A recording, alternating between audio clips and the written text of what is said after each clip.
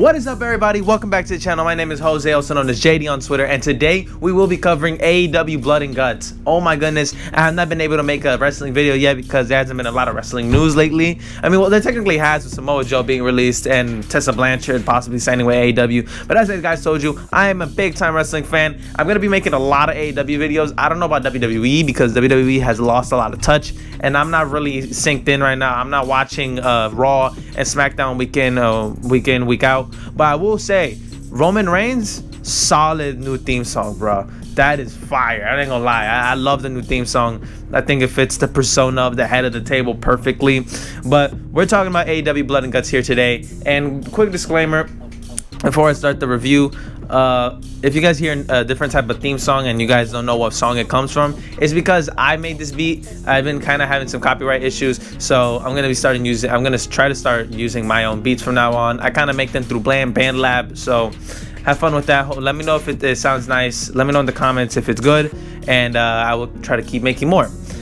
Now we're going to start with Kenny Omega teaming up with Michael Nakazawa versus Jon Moxley and Eddie Kingston. Kenny Omega being the AEW Championship holder, the TNA champion, the Impact champion, and the AAA champion in Mexico, I believe it is. So Kenny Omega, as usual, he uses Nakazawa as his lackey. He keeps him in the ring, distracts Moxley and Kingston, and they kick Nakazawa's butt. Then at the end of the match, you have the Elite come out. The Elite being Kenny Omega, of course. Then you got the Young Bucks and the Good Brothers and Don Callis. They all parade around the ring, and they beat Omega, and they beat Kingston the entire match. So that was really the match, as you know. But the thing is that I'm starting to get really tired of, oh, here comes the Elite. They're gonna kick everybody's butt this week, you know? Oh, that kind of rhymes. That kind of rhymes. But next match, it was the disappointing result of the tag team eliminator match. Ugh, that was so annoying. That was so bad to watch. I do not like SCU. I do not think SCU should be pushed this much, and I think that Claim should have won. I'm starting to get really tired of the SCU. I don't think they're that good. I think they're very overrated, and nobody's trying to watch SCU versus the Young Bucks again for the title. No one's trying to watch that, bro. Nobody's trying to watch that. Then we have Britt Baker getting her title shot versus Hikaru Shida for the AEW Women's Championship belt. I am all over this. I love this. Britt Baker should be the champion of the AEW Women's Division, and I will be very, very, very happy if they indeed allow her to win. Now, after that, we had Cody Rhodes versus QT Marshall. I'm not big on this rivalry. I think that this is a type of rivalry that you have to build up years after years after years, because we didn't really ever see QT Marshall on TV screen. Like, we knew he was his friend, but it was something that you have to build up, not something that you build in a day. For example, Rome wasn't built in a day. These type of rivalries, they're not built in a day. Friendship rivalries, they need to be a long time. That's why this Cody Rhodes versus QT Marshall rivalry, it's a year too early. I think if they pushed it out and stretched it out a little bit more, it would have been a better result. But Rhodes nonetheless won. I was happy with that, but who the heck is QT Marshall? Why should I care about him?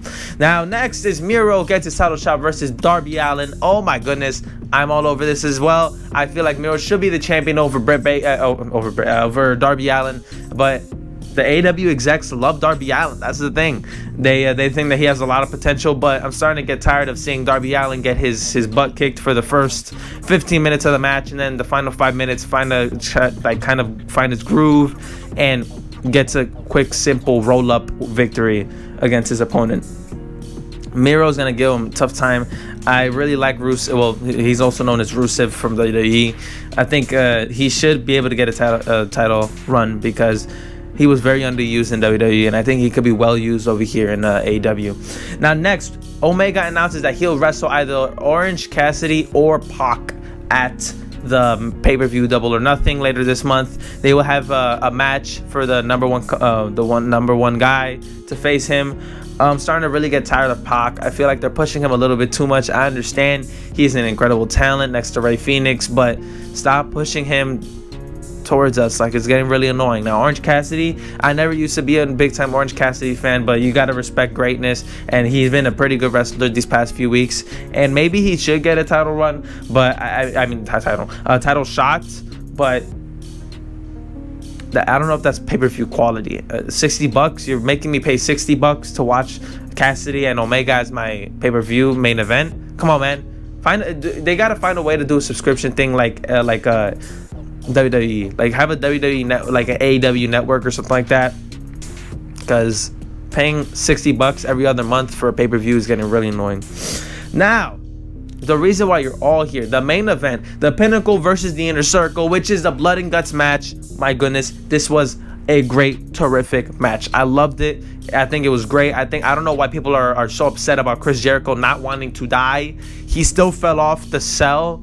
You guys should be happy with that, because everybody was complaining when AEW allowed Matt Hardy to fall off the structure and hit his head on the concrete. So I want everybody who's complaining about Jericho's fall to shut up, because you sound ignorant. Please stop.